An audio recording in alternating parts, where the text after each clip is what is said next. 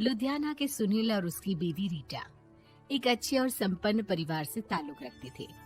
एक दिन रीटा की भाभी उसके घर आती है। रीटा, तुझे तो पता है तेरा भाई कुछ नहीं करता, ऊपर से 2 बच्चों की जिम्मेदारी, बेटी भी बड़ी हो गई है। तू तो बुआ है, कुछ मदद कर सकती है तो कर देना। कहाँ पैसे हैं भाभी, बस समझ लो किसी तरह हम लोग भी दिन काट रहे हैं। 2 ही तो कार है और मेरी बेटी भी बड़ी हो रही है। अब उसके लिए कार लेनी है तो 10 लाख का खर्चा तो लग ही जाएगा। तभी वहाँ सुनील आ जाता है। अरे शशि, क्या है, तू हमेशा पैसों के लिए परेशान क्यों रहती है? वैसे क्या जरूरत थी बेटी की शादी इतने बड़े घर में तय करने की? अरे पैसे नहीं थे तो ऐसे ही कर देती कहीं शादी। इतने बड़े होटल में क्यों कर रही है शादी? लेकिन यहाँ तो मामला शादी का है, डेट तय है। दरअसल तेरे भतीजे के पीएफ के पैसे आने हैं, पर उसमें देर हो रही है। जैसे ही पैसे आ जाएंगे मैं तेरे अकाउंट में डलवा दूंगी। ठीक है, हम लोग सोचकर बताएंगे। तभी वहाँ भतीजा आ जाता है। फूफा जी, आप लोग ही मदद कर सकते हैं, वरना तो कैसे काम होगा समझ में ही नहीं आ रहा। मैं वादा करता हूँ जैसे ही पैसे आ जाएंगे मैं आप लोगों को वापस कर दूंगा। हाँ भाई, ठीक है। अब देख भाई, हमारे लड़के तो सारा दिन घर पर पड़े रहते हैं, ना कमाते हैं ना कुछ कमाने की इच्छा रखते हैं। लेकिन चल, ये ले, कितने पैसे चाहिए? जी 4 लाख रुपए। ठीक है, लेकिन पैसे ध्यान से वक्त पर वापस लौटा देना। सुनील मुसीबत के वक्त बीवी के भतीजे की मदद तो कर देता है, लेकिन उन लोगों के जाने के बाद देख ले रीटा, तेरे मायके वालों ने मांगा तो दे दिया, वरना इन लोगों का मुझे कोई भरोसा नहीं है। अरे क्यों भरोसा नहीं है? इससे पहले तो कभी इन लोगों ने आपसे मदद भी नहीं ली। हाँ, ली तो नहीं, लेकिन पैसे की किल्लत ही रहती है ना इन लोगों के पास। अरे ठीक है ना, नहीं लौटा पाए तो भतीजे के ससुराल से निकाल देंगे। सुना है बड़े घर में शादी हो रही है। सुनील और रीटा पैसे तो दे देते हैं, लेकिन अगले रोज ही। हाँ भाई साले साहब, क्या हाल है? ठीक हूँ जीजा जी। क्या बात है, सालों बाद आपका फोन, जरूर कोई बात होगी, बताइए ना। अरे वो तेरी बड़ी भाभी आई थी, बेटी की शादी कर रही है ना, तो पैसे लेने के लिए मैंने दे दिए 4 लाख। सोचा भाई किसी गरीब की बेटी की शादी हो रही है, पुण्य मिल जाएगा।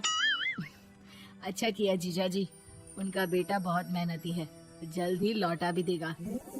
वहीं रीटा भी फोन करके हर किसी को पैसे देने की बात करती है।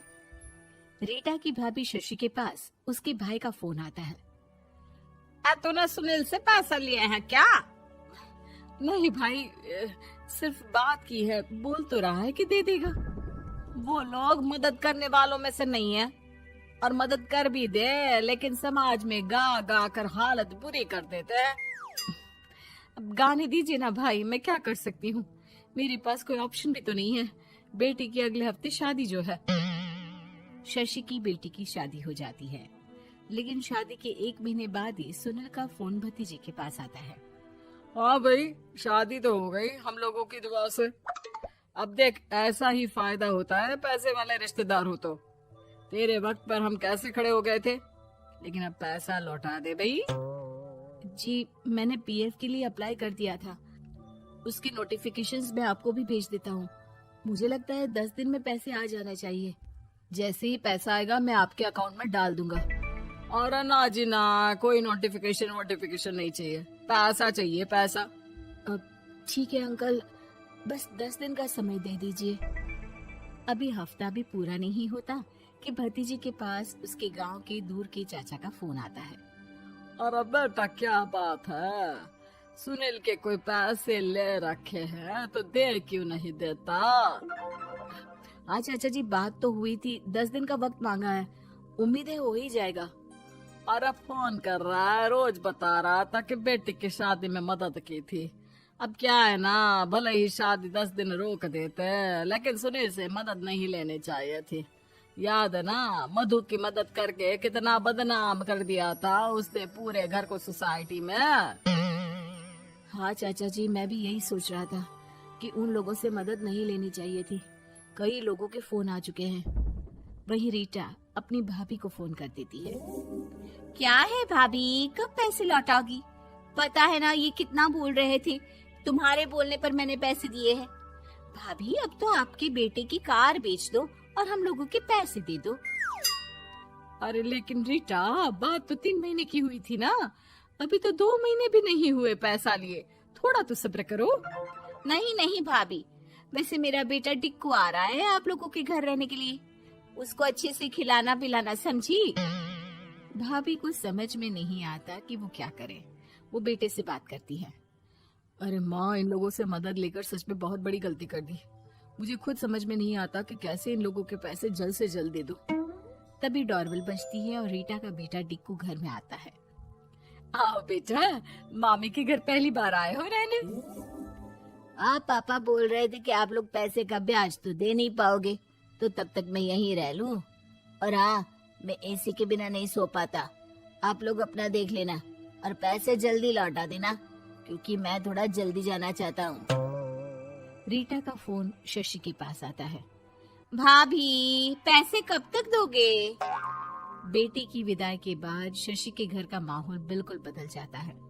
वो हर वक्त बेटे से उसके पीएफ के पैसे पूछती, और पीएफ यानी कि सरकारी काम। आजकल में पूरा 1 महीना और बीत जाता है।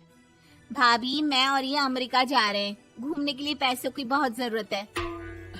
रीटा, मैं पूरी कोशिश कर रही हूँ कि जल्द से जल्द पैसे का इंतजाम कर दूं, लेकिन पक्का नहीं बोल सकती। तभी सुनील का फोन भतीजे के पास आता है।